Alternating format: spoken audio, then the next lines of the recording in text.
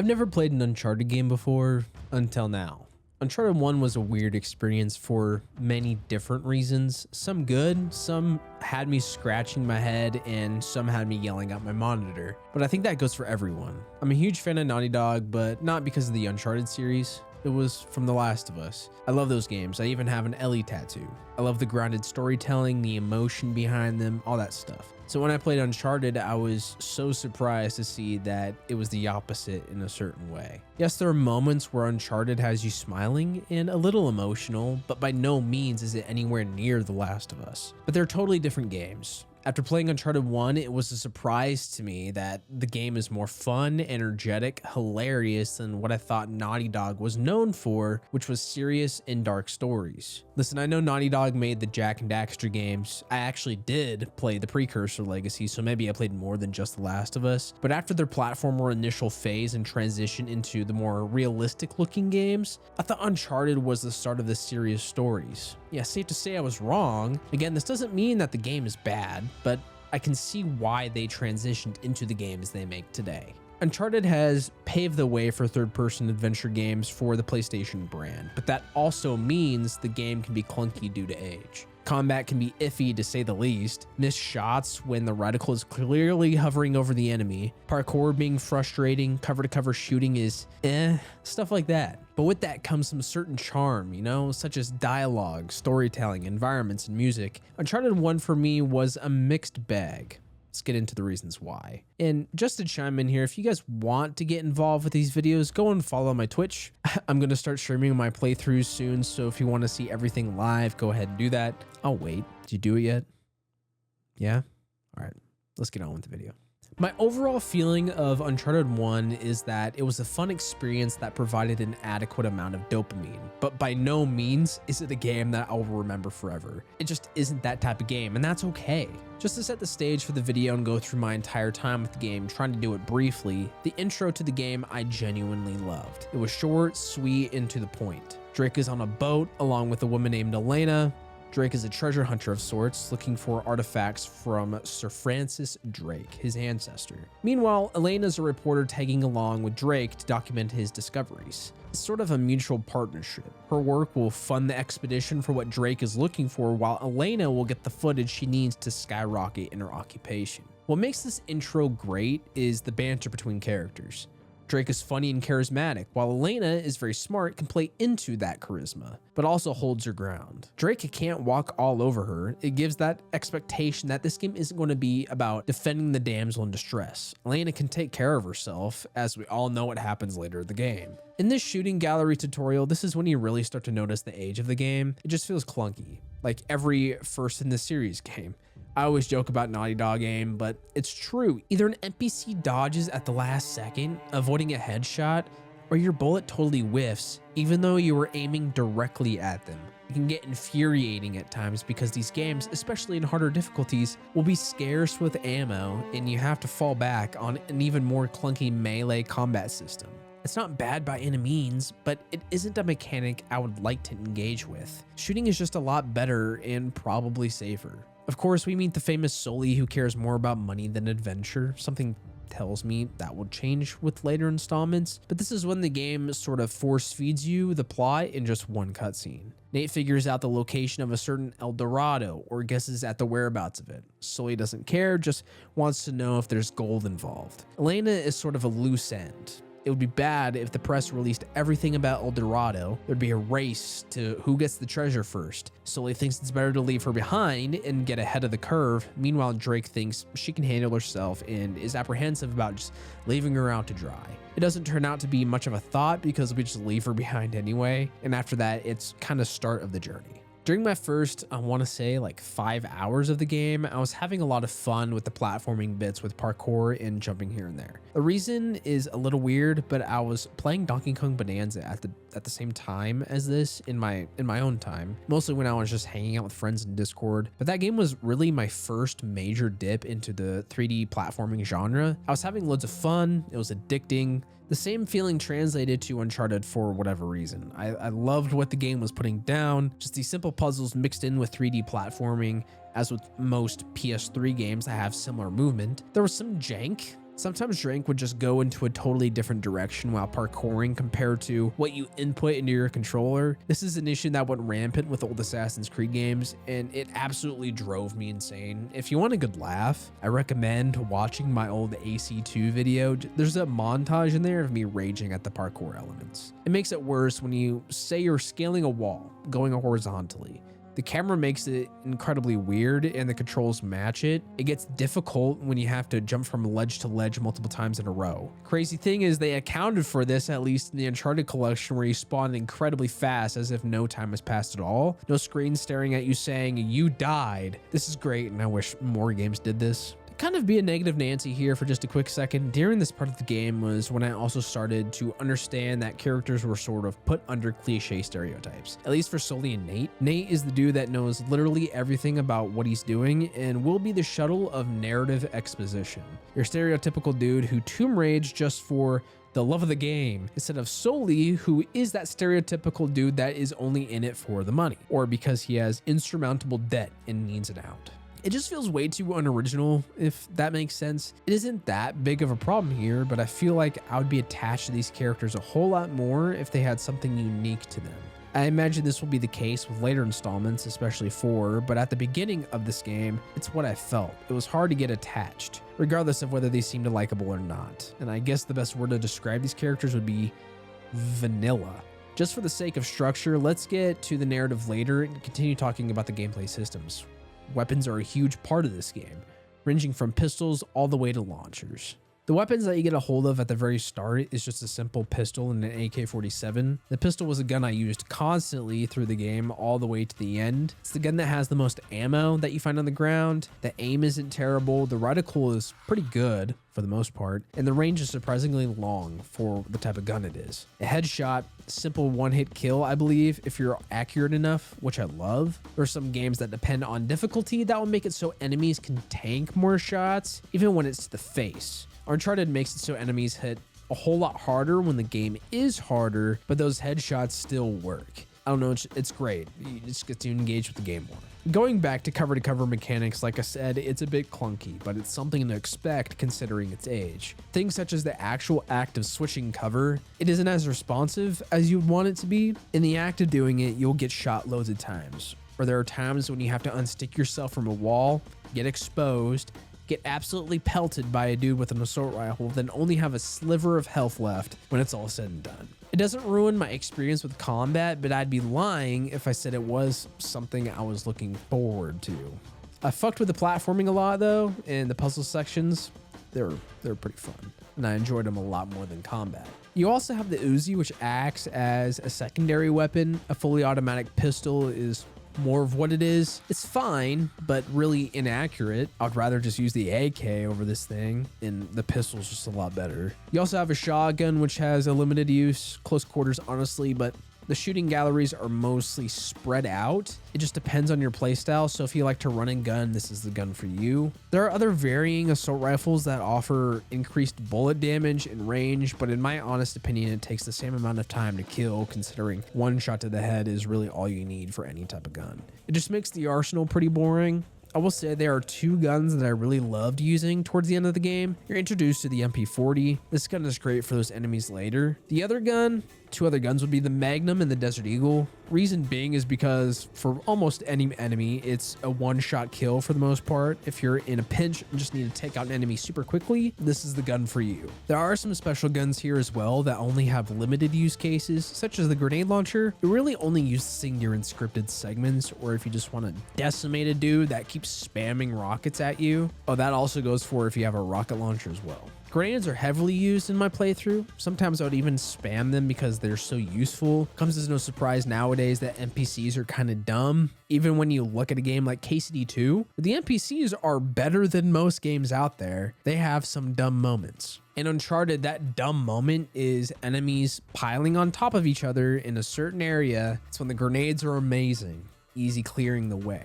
You'll find that happening a lot during the game. I'm not even sure if the Nathan Drake collection fixed any NPC AI or if it was just a graphic overhaul. Regardless, they are stupid in the best way.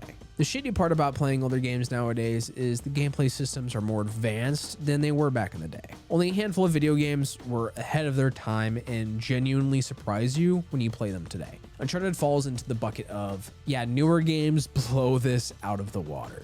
Specifically Naughty Dog games, I know a lot of you are saying to yourself, well, duh, but when you play Uncharted 1, the extent of combat is just shooting galleries and hiding behind cover. It's very basic. For the time that this game was released, I bet it was acceptable. In 2026, it just has you wishing for more. In The Last of Us Part 1 and 2, you had stealth, prone, you could hide in grass, navigate through cracks in buildings, you had listening mode, and there was just more to the sandbox other than grab gun, get to cover, shoot 10 to 15 enemies, proceed to puzzle section. That is the extent to what Uncharted has to offer in terms of gameplay. I just want to say again, this isn't something that disappointed me. I expected this coming in. This was Naughty Dog's first game coming into the first-person shooter action-adventure genre. You have to give them some leeway, but while playing, you can't help but think, damn, this is it? It was pretty boring. I personally believe this is more of a product of the type of game it is. You have to be creative in terms of gameplay when it comes to third-person action-adventure games. On the other side of the aisle, let's take a look at Skyrim. Skyrim's gameplay systems blow Uncharted 1 out of the water.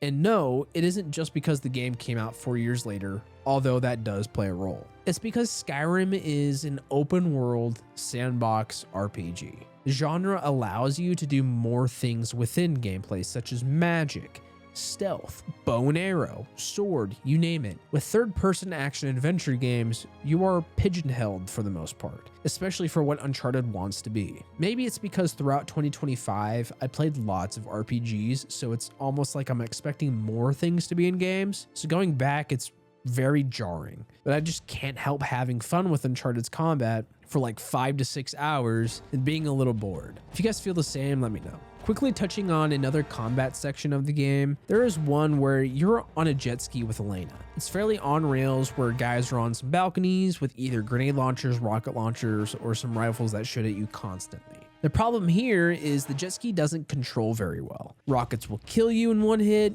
cover's difficult to hide behind, and Elena is only equipped with a grenade launcher that does the work, no question, but it doesn't matter when these rocket launcher guys have the aim of a literal god. And quickly before I forget, there is one section of the game that is very different combat-wise compared to the rest of the game, which is the introduction of the El Dorado creatures. This is because of their aggro behavior. These guys love to just run right at you. They don't have weapons, so they rely solely on melee, which is great because they're easily avoidable. You mostly just gun them down in front of you before they make it close to you. I really enjoyed this change of pace in combat, especially when the zombies will also attack the other faction, making the shooting gallery less difficult at times, taking out those dudes that have perfect aim all the time. I do have some personal gripes with how the story plays out with those guys involved, but the combat with them was very good. What I'm trying to say is the combat and gameplay are serviceable. It isn't something that blew me out of the water or what kept me playing the game. It was all right. If someone were to ask me what I loved about Uncharted 1, I'm not going to mention combat. Honestly, the top of the list would be puzzles and movement, minus those sections that have the weird-ass camera angles. The premise of Uncharted 1 revolves around finding the lost treasure of Sir Francis Drake. Nate and Sully both believe this treasure could be gold, a certain artifact, literally anything. Sully wanting the monetary value behind it, meanwhile Nate is more so interested in finding this treasure hidden by his ancestor. He's a collecting type of guy, what I can relate to. This treasure is referred to as El Dorado. Unfortunately, the key to this whole mystery was a page torn out of Francis Drake's journal, and we're left to pick up the pieces in areas which Francis Drake has been to. In Naughty Dog fashion, a lot of this game has companion characters with you most of the time. It's an easy tool to help build connections with certain characters stronger and faster. This can come with small talk, fighting shooting galleries together, having them help you in puzzles, or just being a presence through the game. All these things help build connections. It worked great in The Last of Us, it worked great in Jak and Daxter, and it works great here. At this point, Sully is the one that accompanies us, and we start exploring this old-looking underground tomb area, in which was supposedly the holding place of El Dorado. And of course, nothing is here. Can't be that easy. We learn that the Spaniards go to El Dorado before Francis Drake ever did. Then the game kind of throws you a curveball in a good way, I think. After going through the first tomb, at the other end is a World War II German U-boat just kind of floating there. Your first instinctual thought is the Nazis probably knew something about El Dorado and wanted to find it as well. My only question is, we look like we're on a cliff, so how in the hell did this boat get here? Who knows? This also set off a light bulb that maybe this game will have to do with the supernatural. Reason being is anytime the Nazis are mentioned in adventure games or media with a modern day setting, a lot of the time it has to do with supernatural artifacts. I know it's not current day, quote unquote, but look at Indiana Jones, a clear inspiration. The negative is that this game can become stereotypical, but that shouldn't matter if the game is well executed. It was safe to say at this moment I was a little worried, but wanted to play further to see how it would play all out, hopefully for the best. When Nate gets out of the U-boat, we are met by the villain of the game, Gabriel Roman. I say villain loosely because there really isn't a villain of the game. At least it doesn't feel like it anyway. That's the big negative of Uncharted 1. You don't get attached to these guys, and the motivation behind what they're doing is fucking boring. The TLDR of this character is Sully hasn't paid a previous debt, which is why he wants El Dorado so bad. Mr. Roman heard everything about El Dorado and the map on the radio while Nate was in the U-boat. To offload the debt, this guy wants the map. And that is literally the founding premise on how this villain becomes a villain. Of course, at the end, we find out that his right-hand man is the actual villain, but even then, we are so far into the game, we don't care at that point. A lot of the time, we don't even interact with them at all, aside from like eavesdropping and seeing their planning. It just sucks. There could have been an awesome motivator for these guys to do what they do. There could be a better way for them to be introduced. The whole Sully has a debt and we want this treasure as payment was the cliche thing I hope this game wouldn't be. Luckily, it doesn't take the fun factor out of the game. But moving on, the dude just kills Sully for no reason. You could say it's to cut off a loose end and not worry about it anymore, but still, it just feels like an unnecessary way for the player to start having strong feelings toward this quote-unquote villain, especially when later on Sully miraculously survives the shot because it ended up hitting the journal. Again, unnecessary if he was going to survive anyway. A better way to go about this would be to have Roman let them go, but Nate insisting on beating them to the treasure, with it being a race against the other, because that's essentially what it already is. But Sully got shot for no fucking reason. It served no purpose to the plot. This whole beginning of the game was pretty weird outside of the tutorial. I said before that Naughty Dog has a habit of giving the player a companion character during levels. Ellie in The Last of Us, Daxter and Jack, and Uncharted that still happens, but it surprised me how much Nate is alone here. I'm running this after going through the footage, and yeah, you play a lot as Nate alone. And it was a weirdly good change of pace, I guess, after seeing this footage. Maybe I felt the same while playing the game, I don't know, but the whole scenario of crash landing on an island with Elena, being separated, and spending a good bit of the game just trying to find each other, meanwhile stumbling upon some cool shit and solving puzzles alone. Listen, I know the puzzles in this game aren't exactly the hardest thing out there, but not having a character in your ear always telling you hints while completing the puzzle is great. Just like a God of War Ragnarok. And from here on, until we reunite with Elena again, not much story happens other than navigating ruins, doing some casual parkour, shoot some enemies, and so forth. Essentially, Nate gets captured by some goons. Elena surprises us out of nowhere after trying to get her after all this time. She blows us out of jail, we escape on a Jeep on some crazy ass on rails section, which I loved, if I'm being honest. I forgot to mention that we got captured by a guy named Eddie, totally separate from the other guy before, so now we have way too many villains, air quotes, than this game needs, all while simultaneously giving us no reason to care about any of them. At this point, I was starting to understand that these guys were never meant to be the best villains you can ask for, more like devices just to move the plot forward. Normally, I'd have a hard time with this. It would take the fun away from the game, but with the type of game it is, I don't feel that way. This entire time, it just felt like a small, fun adventure rather than a game to get invested in. It's kind of a backhanded compliment. Sort of similar to Ubisoft games without the bloated open world. That may have been too harsh, I don't know. Now to fast forward to the last third of the game, this is what I was talking about when I said combat and everything between sort of turns on its head. Nate and Elena sort of find themselves in this underground treasure vault where none other than Sir Francis Drake's skeleton is lying. Come to understand that after finding out the true power of El Dorado, he attempted to destroy any possible way it could escape the island and hide it so its power will never reach the outside world. The Nazis come into play here because, of course, they would find it and want its true power and to weaponize it for the war. But of course, they met their own demise from the power it held. This is why we see the mutated creatures running around, making combat more interesting. I have a love-hate relationship with this twist. I love it because of how interesting and horror-like it got near the end of the game, fighting those things. It oddly fit, and the juxtaposition with the combat before, it was awesome. Not to mention the atmosphere was fantastic in certain bits. It was quiet in the submarine base area, and you could sometimes hear the sounds that those monsters were making. It was kind of reminding me of Call of Duty Zombies, almost. Maybe some of you agree with me. What I didn't like was the direction they took the story. It just seems sort of on the nose, if that is the right phrase to use. It's almost like, of course, they would do this. Not to mention, I'm fairly certain Tomb Raider did this. I understand that if we look at this with a bigger lens, it's hard to give a critique and suggest a different way this scenario could play out. Regardless, it's just one of those things where another game of the exact same genre did this earlier, so why would you do the same thing? I understand that this isn't exactly the same, but the similarity is jarring. Originality, I think, makes things more interesting. We also have the damsel in distress moment with Elena getting captured by Roman and Navarro. During this, we see that Roman is tricked by Navarro, in which he is the real villain. I said this before. Not planning to sell the statue itself, rather sell the virus as a bioweapon of sorts to the highest bidder. What I love about Uncharted the most, this may be a hot take, I doubt it, it's the cinematic sections, the moment when Nate jumps onto the sarcophagus itself and rides it. This whole thing was insane.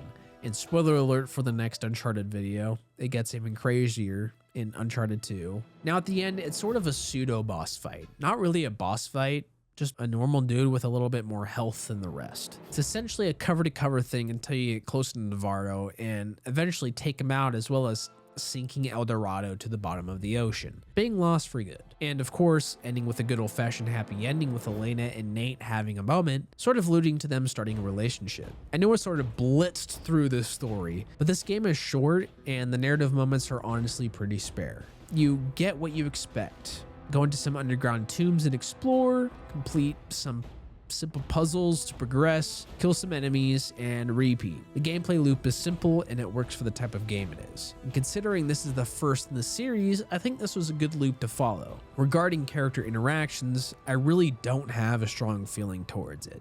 Sully's involvement in the narrative is important for sure, but he is sort of backseated to my surprise. There's no character change, no revelation of sorts. He's the same character from the beginning to the end. Elena was the character that surprised me the most, if I'm honest. It almost feels like she was the true adventurer and Nate was sort of following her lead. During the game, Nate has a moment where he isn't sure whether or not he could keep hunting for El Dorado. He has gone through multiple gunfights, put Elena in danger, Sully got shot but was lucky. In his eyes, none of what is happening is worth it at all. But it was Elena that kind of snapped him out of it and got him back on the path of treasure hunting. She was his rock and I loved it. Elena wasn't this character that we had to save countless times. Honestly, she was the character that saved Nate countless times up until the end where Nate had to do it. Nate's character had a sort of full circle moment. I just mentioned how Elena was the one that had to set Nate on the correct path to finish his adventure. She was the catalyst to make Nate the character he is. Nate went from overconfident at the beginning to questioning himself during the middle and finally understanding at the end that he needs to do this to essentially save the world from a bioweapon being sold off. When it comes to Uncharted 1 as a whole,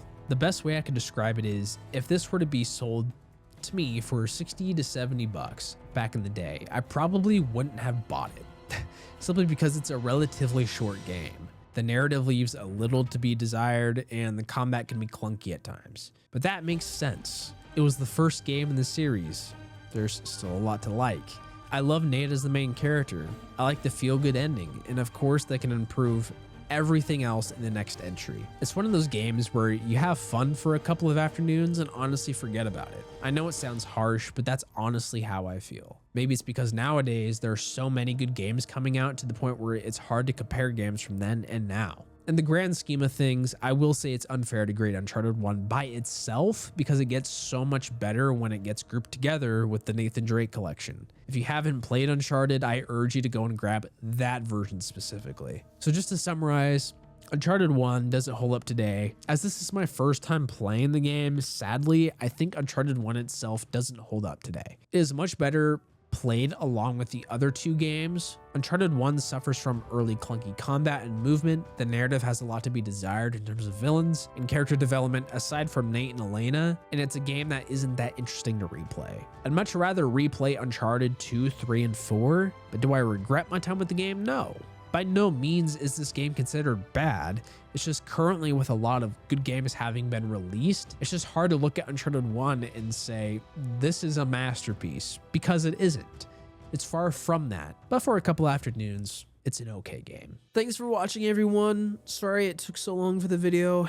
I've been kind of feeling awful lately. Plus the Seahawks went to the Super Bowl, so I've been heavily tuned into that. I've also fallen into the addiction of gacha games. So if you want to see some streams of that, go follow my Twitch, link in the description. I have a few more videos in the works. Of course, I'm still working on Final Fantasy X. That game is long and will take some time, but I have some smaller videos in the works for the meantime. But with that, hopefully you guys enjoyed this small one. I'll see you guys later. Peace out.